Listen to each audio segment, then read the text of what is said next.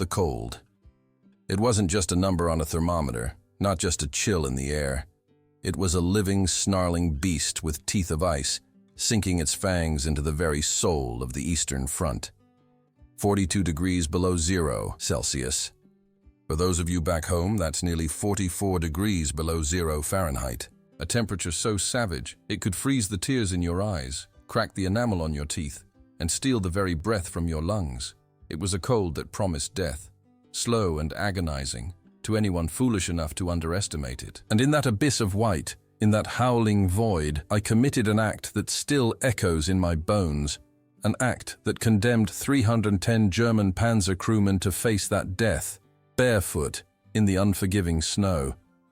You see, in the winter of 1941, the German war machine, which had rolled through Europe like an unstoppable force, found its wheels stuck in the Russian mud and its soldiers freezing solid. This wasn't the Western Front, where the fight, though brutal, often allowed for some semblance of humanity. This was a war of annihilation, a clash of ideologies fueled by an ancient hatred, played out on a scale that dwarfed any conflict before it. And for people like me, for my family, for every Jew caught in its path, it was a fight for existence itself. Survival wasn't a hope. It was a defiant, desperate scream against the silence. They called me a thief, a saboteur, a monster. They even called me a legend. And perhaps, in the twisted logic of war, all of those were true. My name, for a long time, was irrelevant. What mattered was the deed. 72 crates of brand new regulation-issue German army boots, stolen, gone. Vanished into the frozen wasteland, leaving hundreds of elite tank operators with nothing but their thin socks between their feet and the lethal embrace of the Russian winter. How does a man, barely 5 feet tall, a Jew marked for extermination, pull off such an impossible feat? How does he slip past the most disciplined army in the world, under the very noses of their guards, and make away with enough footwear to equip an entire battalion? It sounds like a tall tale, a myth whispered around campfires, a morbid joke told in the trenches. But I assure you it was real, every agonizing, frostbitten step of it. This wasn't some grand Hollywood heist, with intricate plans and daring escapes. It was born of desperation, fueled by a rage that burned hotter than any furnace, and executed with the cunning of a cornered animal. My people, my family, were being systematically erased from the face of the earth. The German boot, heavy and unforgiving, stomped on everything I held dear. So, when the opportunity presented itself, when I saw those crates piled high, gleaming with the promise of warmth and protection, I saw not just boots, but a weapon against the very force that sought to destroy me. The target was a supply depot, a makeshift collection point deep behind the lines, a place where the chaos of a retreating or advancing front often created cracks in even the most rigid German efficiency. It was a place where, if you were small enough, invisible enough, you could sometimes slip through. My size, which had always been a burden, a mark of difference, became my greatest asset. I could move through tight spaces, hide in shadows that swallowed larger men whole, and blend into the background of overlooked laborers. I had been forced into labor, like so many others, digging trenches, moving supplies, anything to stay alive one more day. Each morning the frost bit at my exposed skin. Each night I lay on frozen ground, listening to the groans of men succumbing to the cold, to hunger, to despair. But I also listened to the German soldiers, their complaints about the relentless cold, their longing for better equipment, their absolute reliance on those heavy leather boots to survive. They were their lifeline. And I knew, with a certainty that chilled me more than the winter air, that if you wanted to cripple a man in this environment, you took his feet. The boots arrived in a convoy, a rare sight of fresh supplies. 72 crates, each packed with enough pairs to outfit a platoon.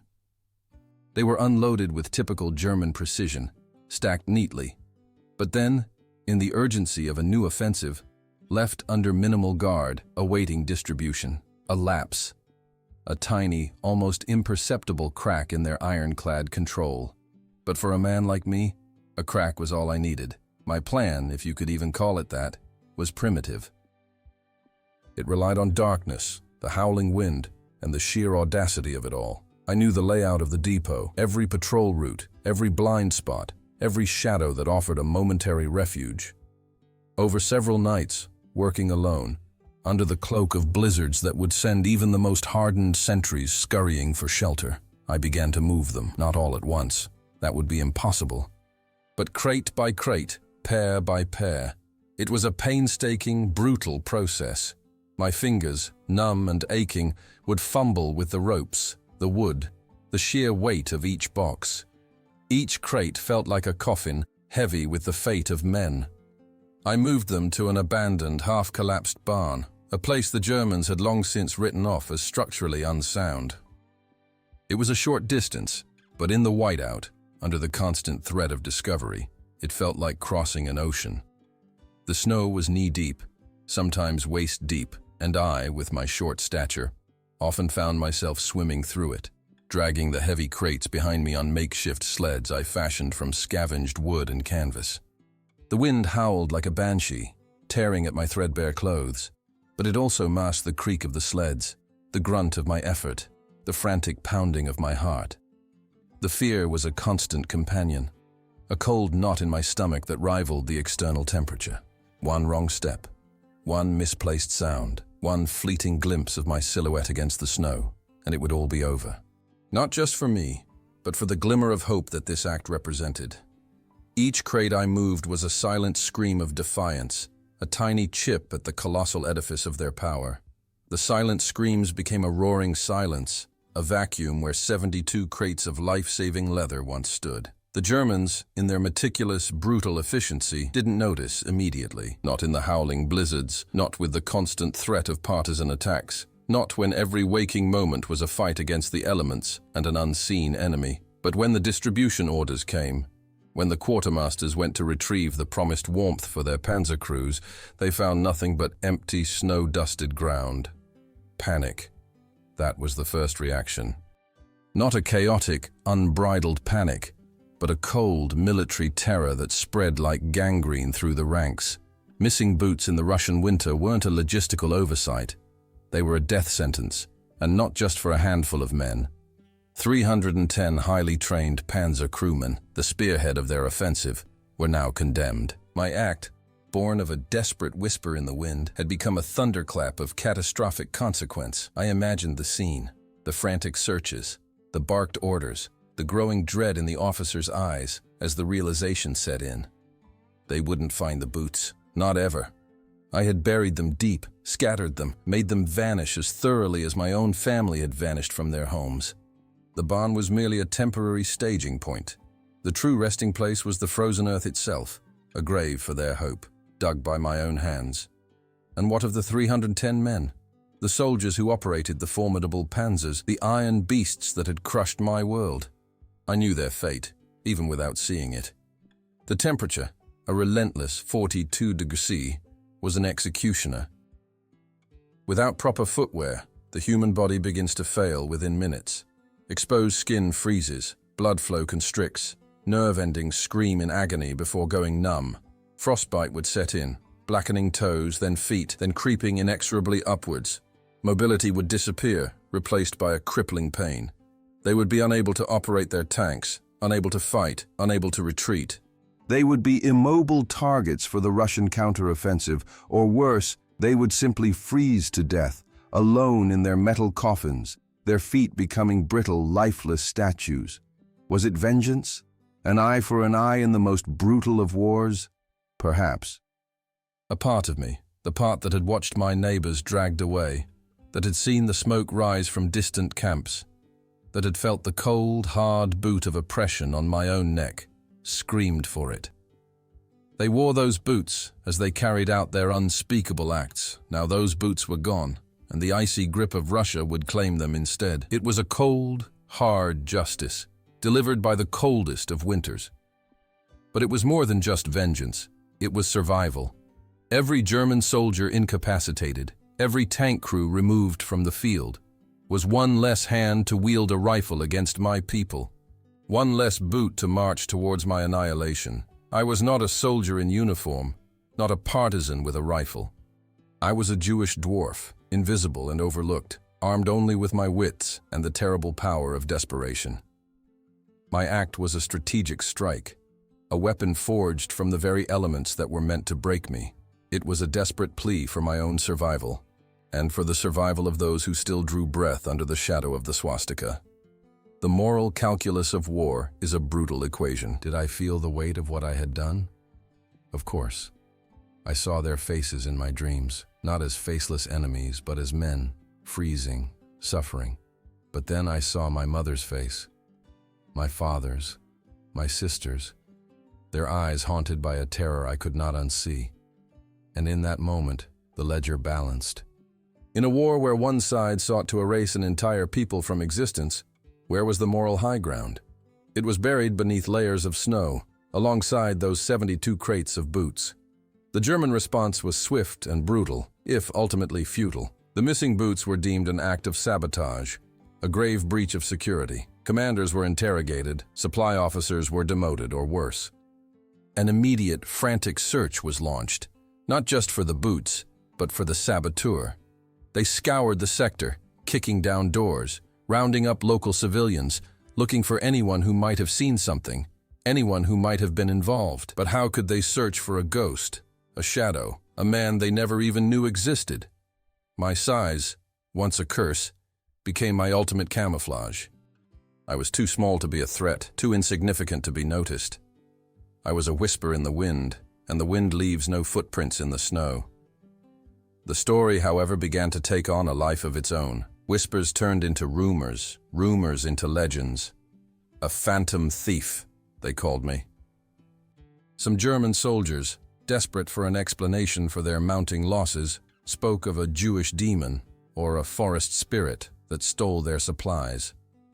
For the local populace, for the partisans, for the scattered remnants of the Red Army, the tale of the stolen boots became a defiant symbol. A small, seemingly impossible act of resistance against an overwhelming force. It gave hope, a flicker in the darkest winter. It showed that even the smallest hand could strike a devastating blow.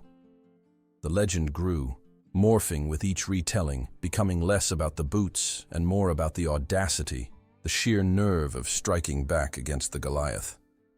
For decades, that story lingered, a haunting question mark in the brutal annals of the Eastern Front.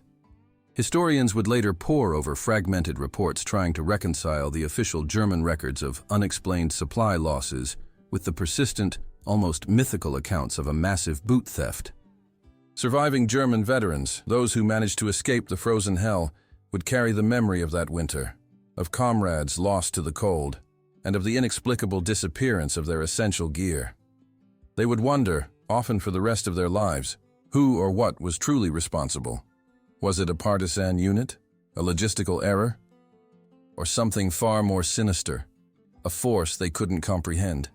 For them, it was an unsolved mystery, a wound that never quite healed. And for me, the orchestrator of that silent, deadly act, the question of what truly happened and why became a silent burden, a secret I carried through the long, lonely years that followed the war. For decades, that secret, that burden, was a shadow that walked beside me. It was a phantom limb, an ache that no amount of time or distance could dull. The war ended, the world rebuilt, but the memory of those 310 men, freezing and helpless, trapped in a hell I had orchestrated, never truly left me. I built a new life, far from the snow-swept plains of Russia, in a quiet corner of America. I raised a family, contributed to my community, and tried to forget the ghost of that dwarf, the one who had turned boots into instruments of death. But forgetting is a luxury history rarely affords. The search, as the premise called it, wasn't always external. Often it was within me, a relentless interrogation of my own soul. Was I a hero? A villain?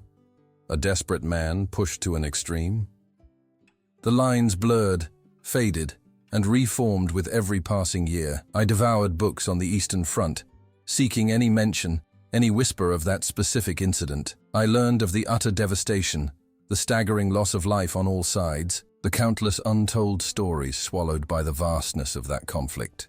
And then, one day, decades later, long after I had made peace with the silence, the past found me. It wasn't a dramatic confrontation, no Hollywood-esque meeting in a dimly lit cafe. It was a dusty memoir, published by a small German historical society, a collection of letters and recollections from a surviving Panzer crewman. He spoke of the winter of '41, of the brutal cold, and of a specific incident at a supply depot. He described the desperate scramble for boots, the inexplicable disappearance, and the horrifying consequences for his comrades.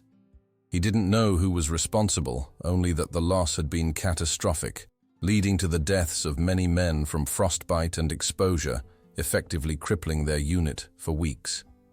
He wrote of the bitter irony that they, who had been taught to fear the Russian army, were ultimately defeated by the Russian winter and by an unseen hand that had stolen their only defense against it. Reading those words, seeing the raw, unvarnished truth from the other side, was a punch to the gut. It confirmed everything: the 310 men, the boots, the 42 de Gauzy. It was all real. And for the first time, I saw their suffering, not just as a statistic, not as a strategic victory, but as individual agony. I saw the fear in their eyes, the numbness creeping up their legs, the slow, inevitable surrender to the cold. They were not just the enemy, they were men, caught in the gears of a monstrous war, just as I was. It didn't erase the atrocities of the regime they served, or the terror they had inflicted upon my people. But it humanized the cost, the universal tragedy of conflict. This reunion wasn't about forgiveness, not in the traditional sense. How could I forgive those who had sought to annihilate my family, my entire heritage? And how could they forgive an act that had condemned their comrades to such a gruesome end? No, it was about understanding. It was about acknowledging the shared hell, the impossible choices made when survival is the only law. It was a silent, solitary moment of confronting the full weight of my actions, not just their tactical success, but their human toll. It was a realization that in war, there are no clean hands, only varying degrees of desperation and survival. The moral landscape of war is a treacherous, icy plain, where every step is a compromise, every decision stained with blood. I had chosen to fight with the only weapon I possessed: cunning, audacity, and the unforgiving elements. My act was born of an ancient, primal scream for justice and survival against a force that threatened to extinguish my very existence. It was an act of resistance, yes, but it was also an act of calculated cruelty, a direct contribution to the suffering and death of men, even if they were my oppressors. But what does it say about us, about humanity, that such acts, born of the darkest times, can become legends? It speaks to our incredible resilience, the stubborn refusal of the human spirit to be extinguished, even when faced with unimaginable horror. It shows that even the smallest among us, the most overlooked, can strike a blow that reverberates through history, forever altering the course of lives, even if those lives belong to the enemy. The story of those 72 crates, of the 310 barefoot crewmen, of the Jewish dwarf who orchestrated their fate, is a testament to the power of narrative itself. It's a reminder that history isn't just about grand battles and political maneuvers. It's about the individual acts, the desperate choices, the quiet defiance that shapes the world in ways we often forget. And so, here I stand, or rather, here I speak from the quiet solitude of memory. The cold of that Russian winter still clings to me, a phantom chill, a constant reminder of the price of survival, the cost of resistance. I may have lived, but I never truly escaped the ice. It is a story not of simple good versus evil, but of the complex, often brutal tapestry of humanity under duress. What would you have done, caught in that unforgiving cold, facing annihilation, with a chance to strike back, no matter the cost? If this story, this chilling tale of desperation and defiance, has left you pondering the true cost of war, if it's given you pause to consider the invisible acts that shape our world, then please, give this video a like. Share your thoughts in the comments below. How do you weigh the moral complexities of such an act? And don't forget to subscribe and hit that notification bell, because the untold stories of history, those whispered truths from the shadows, are far from over.